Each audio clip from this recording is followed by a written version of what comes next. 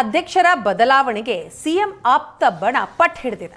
ದೆಹಲಿ ಪ್ರವಾಸದಲ್ಲಿ ಹೈಕಮಾಂಡ್ ಮೇಲೆ ಸತೀಶ್ ಜಾರಕಿಹೊಳಿ ಒತ್ತಡ ಹಾಕಿದ್ದಾರೆ.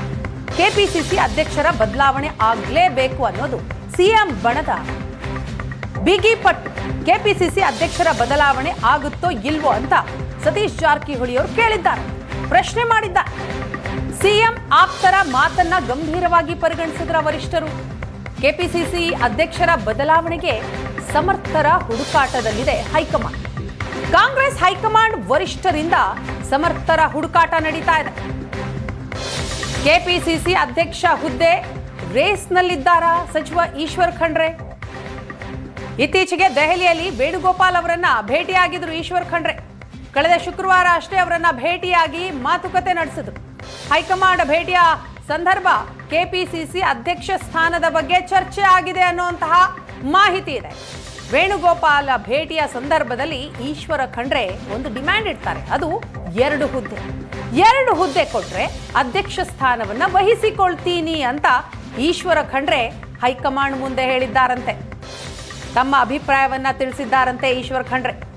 1 ವರ್ಷ ಕೆಪಿಸಿಸಿ ಅಧ್ಯಕ್ಷ ಹುದ್ದೆಯ ಜೊತೆಗೆ ಸಚಿವ ಸ್ಥಾನ ಬೇಕು.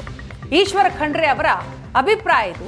ಅದನ್ನ ಹೈಕಮಾಂಡ್ ಮುಂದೆ ತಿಳಿಸಿದ್ದಾರೆ. ಕೆಸಿ ವೇಣುಗೋಪಾಲ್ ಅವರ ಅಭಿಪ್ರಾಯವನ್ನ ಆಲಿಸಿದ್ದಾರೆ. ಖಂಡ್ರೆ ಯಾವ ಬಣದಲ್ಲೂ ಕೂಡ ಗುರುತಿಸಿಕೊಂಡಿಲ್ಲ, ತಟಸ್ಥ ನಾಯಕರು. ಹಾಗಾಗಿನೇ ಹೈಕಮಾಂಡ್ ಕೂಡ ಈಶ್ವರ ಖಂಡ್ರೆ ಅವರ ಮೇಲೆ ಒಲವು ತೋರಿಸ್ತಾ ಇದೆಯಾ? ವಿಧಾನಸಭೆಯಲ್ಲಿ ಲಿಂಗಾಯತ ಹೆಚ್ಚಿನ ಶಾಸಕರು ಆಯ್ಕೆ ಆಗಿದ್ದಾರೆ. ಲಿಂಗಾಯತರಿಗೆ ಅಧ್ಯಕ್ಷ ಸ್ಥಾನ ನೀಡಬೇಕು ಅಂತ ಒತ್ತಾಯ ಕೂಡ ಇದೆ. ಹಾಗಾಗಿನೇ ಈಶ್ವರ ಖಂಡ್ರೆಗೆ ಹುದ್ದೆ ನೀಡೋದಿಕ್ಕೆ ಪ್ಲಾನ್ ಮಾಡ್ತಾ ಇದೆಯಾ ಹೈಕಮಾಂಡ್? ಈಗಾಗಲೇ ಸಿಎಂ ಆಪ್ತ ಬಣದಿಂದ ಕೆಪಿಸಿಸಿ ಅಧ್ಯಕ್ಷರ ಬದಲಾವಣೆ ಆಗಲೇಬೇಕು ಅಂತ ಪಟ್ಟಿದೆ. ಇದರ ನಡುವೆ ಈಗ ಹೈಕಮಾಂಡ್ ಒಲವು ತೋರ್ತಾ ಇರೋದು ಈಶ್ವರ ಖಂಡ್ರೆ ಅವರ ಮೇಲೆ.